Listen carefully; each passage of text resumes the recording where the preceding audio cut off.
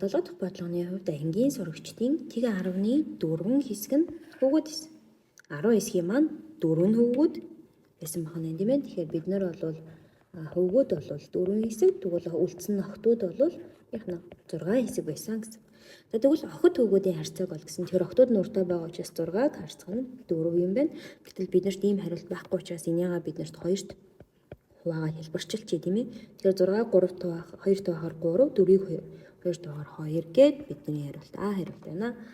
За 8 дахь бодлогын хувьд ангийн сурагчдын тэг 10.3 хэсэг нь тэмцээнд оролцсон.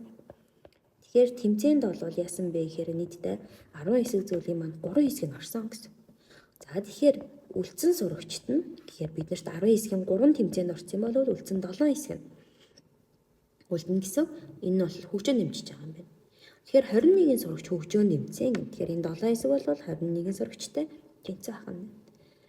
Тэгвэл хэдэн сурагч тэмцээнд орсон бэ гэнэ. За тэгэхээр энэчнээс 7 хэсэг нь 21 бол нэг хэсэг нь хэд юм бэ гэхээр 21-аа бид нар 7-д хуваагаад өгч юм тийм ээ. Тэгэхээр нэг хэсэг бол 3 сурагчтай тэмцүү.